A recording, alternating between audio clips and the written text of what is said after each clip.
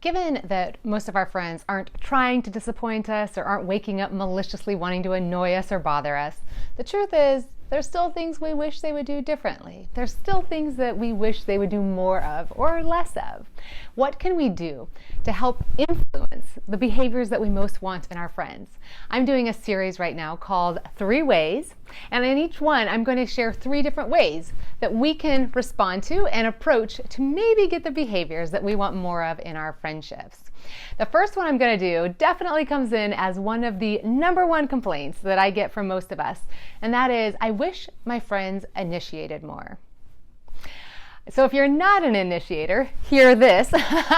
Your friends want it from you so bad. They want you reaching out. They want you extending the invitation. They want to know that you care. So many of us equate reaching out as caring, and it feels like that's one of the biggest chores of relationships, is planning those get-togethers and keeping us in touch with each other, helping make that consistency happen. And so it can feel heavy when it's one person feeling like they have to do most of the heavy lifting to make those interactions happen. Now, it doesn't have to be 50-50, but for those of us who want to invite our friends to initiate a little bit more, here are 3 ways, and I hope one of them helps give you some good ideas or helps feel like something that you might want to experiment with. The first one is affirm blatantly the behaviors that you want. So when they ever reach out or initiate, whether it's from a phone call or reaching out and inviting you to something, grab that success and play it up. Help point out that you see it and express how much it matters to you. For example, don't just say, thanks for calling today. Say, I love that you called me today. Sometimes I feel like I'm always the one that's reaching out or calling my friends, and I love that you're the friend that reaches out to me too. Even if they only do it occasionally, it's a great way to say to them and put in their brains, this friend likes it when I call, so I don't need to worry about calling them. I don't need to feel bad or wonder if they want to hear from me. And it helps them feel like they can stand out among your friends. Another way of saying it would be if somebody reaches out and invites you to something, even if it's a group thing, say, thank you so much. I love that you did this. I often feel like I'm the one who's planning so many different things, and I know how much work it takes, and I really appreciate you taking this and inviting us. It was so much fun. Thank you. And so let's affirm when they do that behavior. Even if we want more of it, we can still look for moments and be ready to find those moments.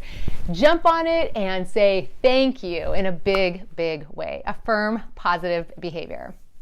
A second way that we can invoke more initiation is to delegate.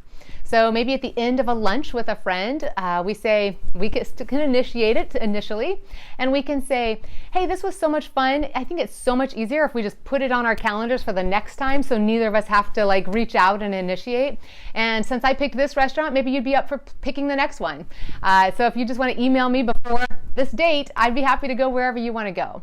And so that way we're kind of getting it in the books, but we're also handing off some of the planning responsibilities and giving them some autonomy to pick and plan and influence. Now, of course, that means we can't complain about the restaurant they picked or start micromanaging, but we want to just give them some freedom to pick and make sure we're going to places they love too. And so affirm it. When they do it, make sure that we say, thank you so much for picking this restaurant. I love trying a new place. And again, going back to the affirmation. Another way we can delegate it is potentially with a group of friends to be able to say, I know I often do a lot of the scheduling of our get-togethers, but I would really love if we each contributed planning a different one of our get-togethers so that we have more variety of the things. And so maybe we can each pick 1 month where we're in charge of the activity. And it doesn't have to be impressive, it doesn't have to be creative, but let's just make sure that we have a variety of fun things that we're all taking turns planning. And so lower the expectations. We're not trying to compete. We're not trying to wow. A lot of people, it's very threatening or scary to be the planner. And so just lower expectations and keep the focus on us being together and sharing that responsibility. And so we can kind of initiate the conversation, but then delegate some of the planning to some of our other friends, which is really important to do. Gives you a little bit of a break. And the third way we might be able to increase the inviting by others is to express the desire blatantly, to name that and to make that request, to give permission to others, to rise up and invite. So if it's in a group, that can sometimes be easy. We can just post or even send out an email. We can say something along the lines of, hey, if anybody's up for helping plan some get-togethers, I would love some help making sure that we have regular opportunities to see each other and to get together. And so I'm looking for a few other people who are willing to help come up with fun things for us to do, or help kind of just plan something for us to see or to watch or to do together. And so we can kind of just make that request, and that's a good way to do it. It's in a broad way. If we want to do it with somebody more specific, with a friend, we can easily, like if we've heard them talking about things they enjoy doing, that's a great way to follow up and say, hey, if you're ever looking for somebody to go hiking with you, I would totally be up for that. Even if it's just a last minute call, like you just want to go out and get away, like let me know. And if I can come, I'll come. Or if we know that they love museums, to be able to say, if there's ever an exhibit that comes to town, I don't go to museums very often, but I would love to go to more of them. If you ever want somebody to go with you, I would love that.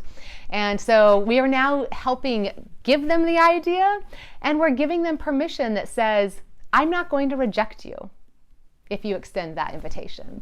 And for us to be able to say, or you know what, if you're ever even looking for somebody to grab lunch with you downtown, or if you're ever looking for somebody who just wants to go out on a random Friday night to get out of the house, like if I can do it, I will. And I'm up for last minute opportunities, or whatever. We just want to make ourselves available.